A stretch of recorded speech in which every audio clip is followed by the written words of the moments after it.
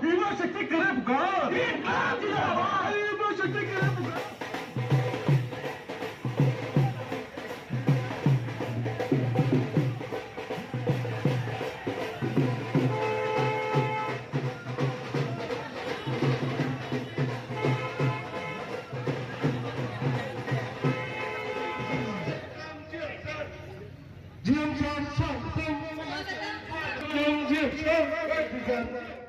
Senior D sir, ADRM sir, Senior DLC sir.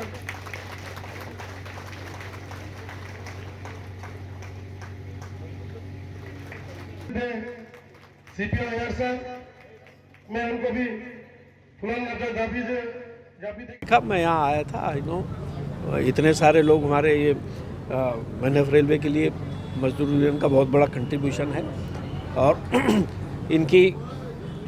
इनके through हम लोगों को सारी जानकारियाँ मिलती हैं। बहुत सारी समस्याएं जो हम लोग ग्राउंड लेवल से नहीं पता लग सकती लेकिन मजदूर यूनियन के थ्रू पता लगती है और उसको हम लोग सॉल्व करते हैं। इसलिए इनका एक बहुत बड़ा इंपॉर्टेंट रोल है। इनकी आज वर्किंग कमेटी थी, इनके बाहर से भी पदाधिकारी लोग आए थे। बहुत जल्द होगा थोड़ा सा और सब्र करिए।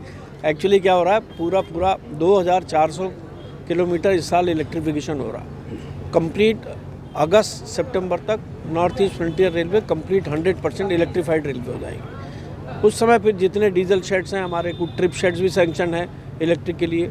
ज़्यादातर डीजल शेड्स में इलेक्ट्रिक लोको मेंटेन होगा, धीरे धीरे आएंगे क्योंकि ये ग्रेजुअली होता है, एक इमीडिएटली हो नहीं सकता क्योंकि एक स्किल की सवाल है। लोगों का स्किल भी होना चाहिए, जानकारी होनी चाहिए। ग्रेजुअली आने वाले 3 से 5 साल में आप देखिएगा डीजल शेड का भी बहुत अच्छे से इस्तेमाल होगा पूरी जगह। आपको बहुत सारी चीज़ें दिखाई नहीं देती बाहर से। रेलवे हमेशा एक निरंतर चलती रहती है। आप देखिए इतनी ट्रेनें दिनों रात चल रही हैं। इस तरह से कहना जो केवल जो है मेरे आने से या कोई GM लेवल का आदमी आने से आपको ऊपर की चीज़ें दिखाई देती हैं, लेकिन जो अंदर काम चल रहे हैं वो इतना आसान नहीं है बाहर से देख पाना। 24 आवर्स 365 डेज़ काम चलता है। इवन कोविड के पीरियड में भी आप लोगों ने देखा रेलवे के हर कर्मचारी ने अपना सब कुछ दिया। बहुत तेज़ी से काम चल रहा है। यहाँ नंबर ऑफ़ ट्रेन बहुत बढ़ गई हैं। आप ये सोचिए हमारा नेटवर्क एक्सपेंशन बहुत तेज़ी से हो रहा है, तो हमारे सब लोग काफ़ी प्रेशर में काम कर रहे हैं। काम में कोई कमी नहीं है, पर हाँ कुछ इंफ्रास्ट्रक्चर की चीज़ें बाहर की दुनिया को इंफ्रास्ट्रक्चर जो नया आ रहा है वो दिखाई दे रहा है, लेकिन अभी हम लोग जो हमारा इंफ्रास्ट्रक्चर बढ़ गया है उसकी वजह से इंटरनल हम लोग जो हमारे मैन पावर उतना नहीं बढ़ पा रहा है, वैकेंसीज़ हैं, तो वो जो प्रेशर है उसको हम लोग ले रहे हैं। वो चीज़ आप लोगों को नहीं दिखाई देगा।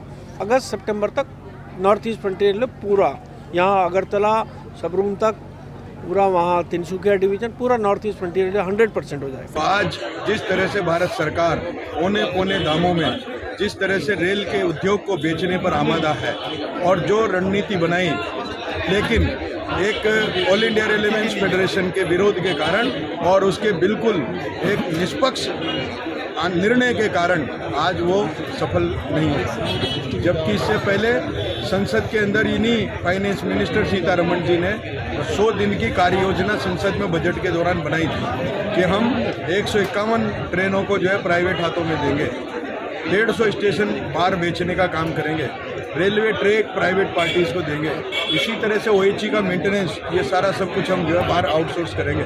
लेकिन ऑल इंडिया रेलवेज फेडरेशन ने एक जन आंदोलन चलाया और उस जन आंदोलन को एक जन जन तक पहुंचाने का काम किया और बिना नोटिस के हड़ताल करने की चुनौती दी। भारत सरकार को पत्र लिखे और उसी के कारण हुआ कि यह मंसूबा सरकार पूरा नहीं कर पाई है। अभी लोकसभा के चुनाव हैं, आप जानते हैं ऑल इंडिया रेलवेज फेडरेशन एक स्वतंत्र स्वावलंबी प्रजातांत्रिक मजदूर आंदोलन में विश्वास करता है और हमारा मानना है कि हम किसी भी कीमत पर भारतीय रेलवे के टुकड़े टुकड़े नहीं होने देंगे, इसको बाहर धन्ना सेठों को नहीं बेचने देंगे।